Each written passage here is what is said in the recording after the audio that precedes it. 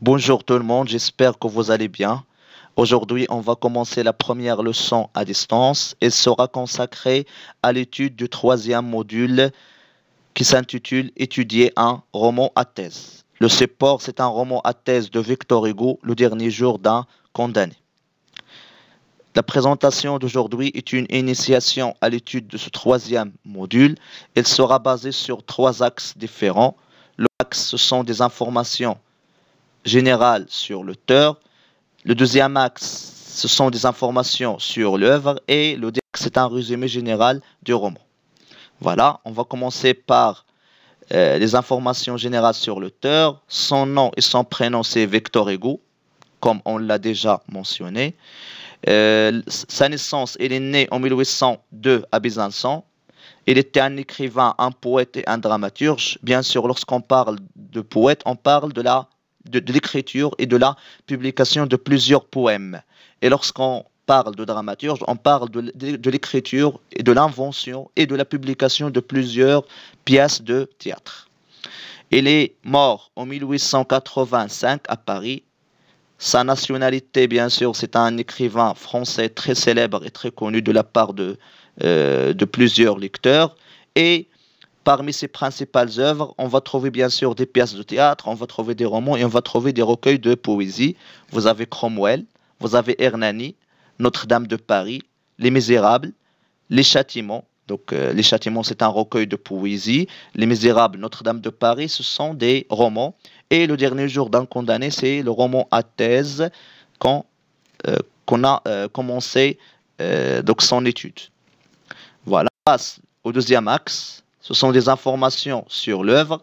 On commence par le titre, Le dernier jour d'un condamné. C'est un groupe nominal qui se compose bien sûr d'un adjectif, d'un nom et d'un complément de nom et qui annonce le dernier jour d'un prisonnier qui est condamné à mort, qui attend bien sûr donc l'exécution ou qui attend la peine de mort. Donc, il va nous relater, il va nous évoquer ces dernières souffrances, ces derniers sentiments en attendant le jour de son exécution.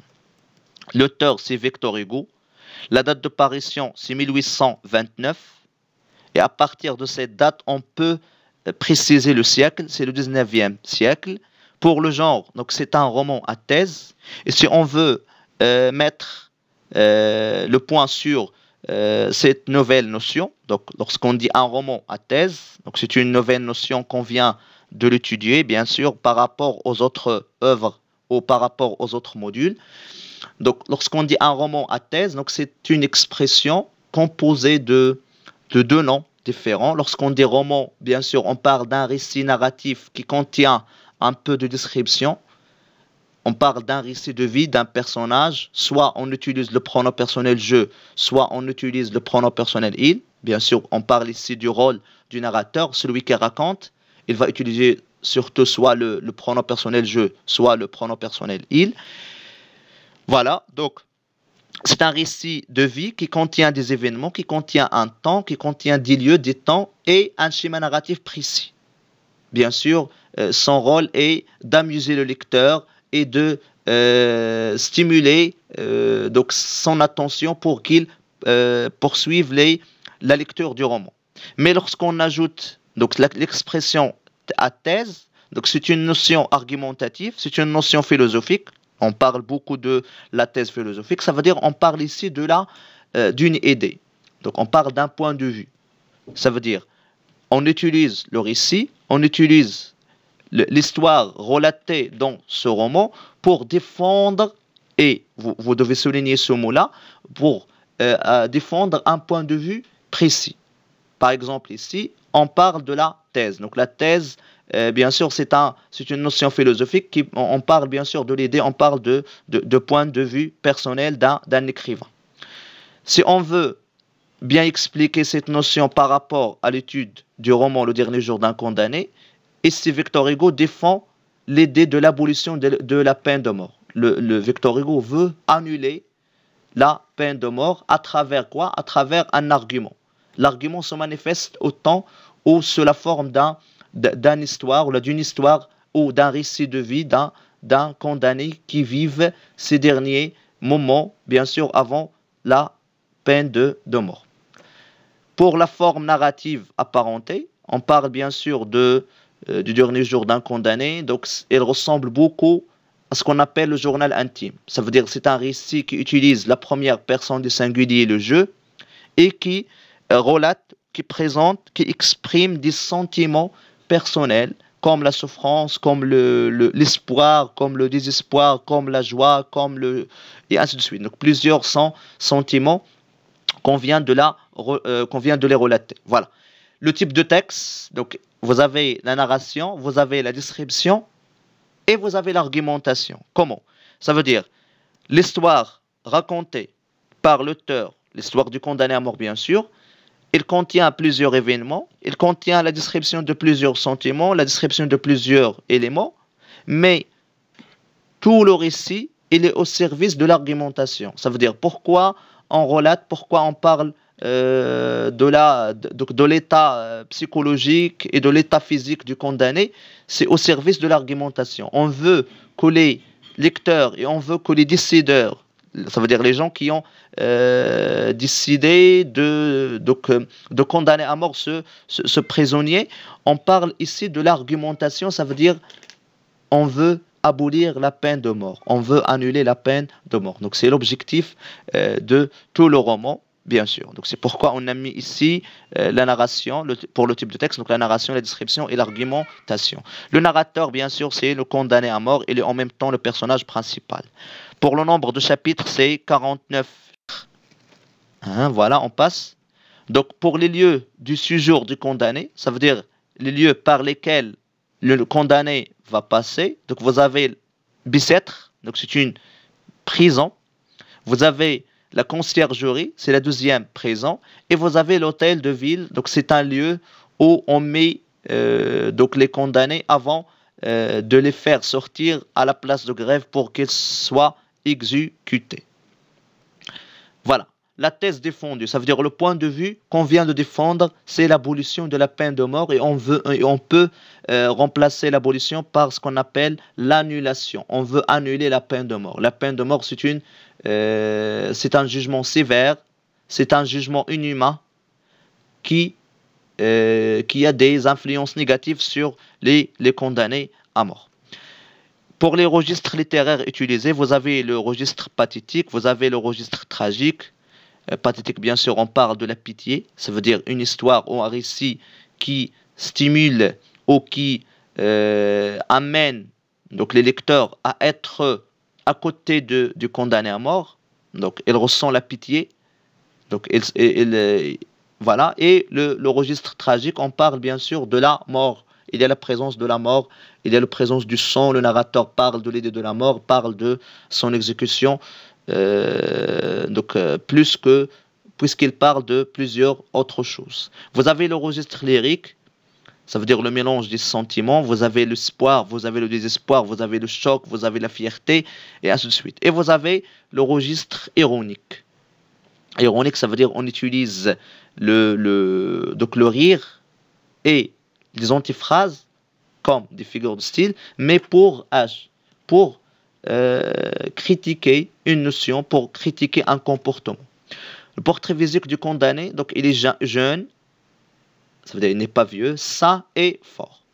Sa situation familiale, donc il est marié et père d'une fille de 3 ans qui s'appelle Marie. Il a aussi une mère de 64 ans et une femme. Donc on veut mettre ici le doigt sur un élément très important, c'est que le narrateur, le condamné à mort, il est responsable. Ça veut dire on s'interroge sur l'état de la famille après la condamnation à mort du condamné. La situation sociale, elle est bien instruite, elle est éduquée et elle appartient probablement à la bourgeoisie. Par exemple, pendant le roman, il met des redingotes. Et les redingotes, ce sont des vêtements spécifiques que portent les bourgeois pendant le 19e siècle. Pour le crime commis, donc c'est un crime de sang, donc c'est une notion générale. On n'a pas précisé le type, le genre de crime. Voilà. Son amour d'enfance, ça veut dire son ami d'enfance s'appelle Pipa. C'est une fille espagnole. Et il a beaucoup parlé pendant un chapitre, il a parlé de cette fille-là. Bien sûr, c'est une fille avec laquelle le narrateur a vécu plusieurs souvenirs. Pour les figures de style, vous avez des métaphores, des comparaisons, des antithèses, des hyperboles et des gradations. Le lieu de l'exécution, ça veut dire où on va exécuter le condamné. Donc c'est la place de greffe. La durée de séjour en présent, le narrateur va passer 6 semaines en attendant sa peine de mort. Le dernier jour va commencer dès le chapitre 18, ça veut dire avant, donc dans la plupart des chapitres, avant le chapitre 18, on avait seulement des flashbacks. Le narrateur fait des retours en arrière pour parler des événements déjà passés. L'annonce du dernier jour va commencer à partir de 6 heures du matin. Et l'heure de l'exécution, c'est 4 heures de l'après-midi, 16 heures bien sûr. L'attitude des personnages, ça veut dire comment les autres personnages se comportent avec le condamné. Donc bien sûr, ils sont indifférents. On parle de l'indifférence à la souffrance du condamné. Ça veut dire qu'ils ne donnent aucune importance au condamné, ni au condamné, ni à sa souffrance. Les sentiments vécu ou ressenti par le condamné. Vous avez le désespoir, vous avez la peur, vous avez la colère. On passe au dernier axe. Donc c'est un résumé général du roman. Voilà, donc après la prononciation de sa condamnation à mort, le narrateur a été conduit à la prison de Bicêtre. Donc le premier lieu fréquenté par le narrateur, c'était, ou bien sûr le condamné à mort, c'était la prison de Bicêtre, où il va passer 6 semaines en attendant son exécution. Il a été mis dans sa cellule humide, lorsqu'on dit cellule, donc on dit un cachot aussi, donc c'est un autre synonyme. Il a été mis dans sa cellule humide, sale et triste. Traité comme les autres prisonniers, il y bénéficiait de quelques faveurs. Ça veut dire on lui a donné quelques avantages, on lui a attribué quelques avantages. Par exemple, on lui a donné avec quoi écrire et on lui a permis une sortie chaque dimanche dans le préau où il a fréquenté les prisonniers et a appris leur argot.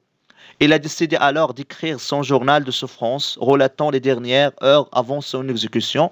Le narrateur a décidé d'écrire le journal de ses souffrances. Donc, il va relater ses sentiments, il va parler de quelques événements vécus de la part de lui dans la prison. Dans son cachot, et pour oublier l'idée de la condamnation, donc le narrateur souffre de l'attente de la mort, c'est le grand problème du narrateur. Le narrateur passe son temps à lire les inscriptions sur les murs de sa cellule. Il est en train de lire ce que les autres condamnés ont écrit sur les murs de la cellule. Ils se sont coupés du monde, sans passé ni avenir. Donc, ça veut dire l'idée de mort, la peine de mort a tué tous les sentiments positifs du condamné. Effrayé, ça vient de l'effroi, ça veut dire la peur. Effrayé par le spectacle du départ des forçats pour Toulon, le narrateur a assisté au départ des forçats, ça veut dire les gens, on dit aussi les galériens, ça veut dire les gens qui sont prisonniers ou qui sont condamnés aux travaux forcés. Le narrateur voulait s'évader, il a pensé à fuir, mais il ne le pouvait pas parce que la surveillance était très puissante, bien sûr, grâce aux gardes et grâce aux geôliers qui se trouvent dans la prison. Par la suite, il imaginait à l'avance comment serait sa mort et trouve son entourage inhumain et effroyable. Donc le narrateur a détesté entièrement tout l'entourage où ils vivent.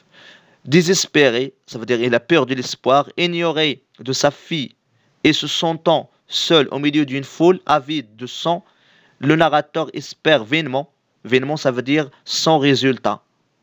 Donc il espère avoir la grâce royale, il espère d'être libéré par le roi. Mais bien sûr, donc son espoir était vain, il n'a pas donné de résultat. Il est exécuté à 4 heures de l'après-midi, laissant derrière lui un message fort inquiétant aux décideurs afin d'abolir la peine de mort. Ça veut dire, derrière la souffrance du narrateur, on a compris que les condamnés à mort souffrent beaucoup. Donc plus que la souffrance physique sous la guillotine, on parle de la souffrance morale. Et bien sûr, ces deux souffrances, c'est à cause de la condamnation à mort. Donc, il a laissé un message très significatif aux décideurs. Ça veut dire les gens qui décident de condamner à mort un prisonnier afin d'abolir la peine de mort. Le message qu'on doit comprendre de la part ou d'après la lecture de ce roman, c'est on doit bien sûr abolir la peine de mort, on doit annuler la de mort. C'est un jugement qui est inhumain, qui est sévère et qui est cruel. Voilà, comme une observation, donc le condamné, comment il s'appelle? Bien sûr, le condamné est anonyme. On n'a pas donné un nom, ni un prénom au condamné à mort. Victor Hugo. Donc bien sûr, on va s'interroger sur l'objectif. Pourquoi on n'a pas donné un nom ni un prénom au condamné à mort? Victor Hugo n'a pas voulu lui donner un nom pour que sa thèse, ça veut dire pour que son point de vue, à savoir l'abolition de la peine de mort, ait une dimension universelle. Ça veut dire qu'il veut défendre tous les condamnés à mort qui se trouvent dans le monde entier. Donc dans le monde entier. Le narrateur, bien sûr l'auteur Victor Hugo, ne veut pas seulement défendre ce condamné-là. Il veut défendre tous les condamnés qui se trouvent dans le monde entier. Voilà, donc c'est seulement un exemple. Donc l'état vécu par le condamné à mort, le personnage principal du roman, c'est seulement un exemple qui représente des milliers et des milliers de condamnés qui se trouvent dans le monde entier et qui souffrent de la même façon, peut-être pire que le condamné à mort qu'on vient de la savoir. Voilà, j'ai voulu plaider la cause d'un condamné.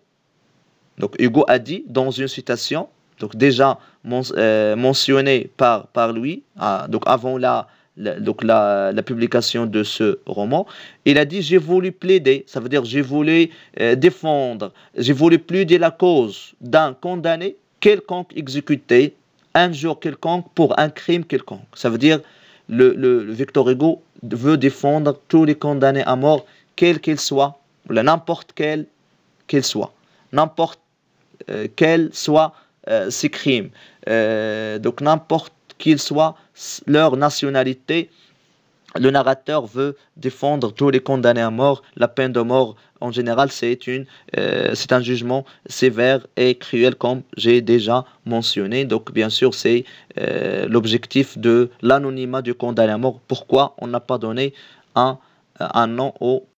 Donc, bien sûr, je vous remercie tous et toutes pour votre aimable attention. Et bien sûr, à la prochaine.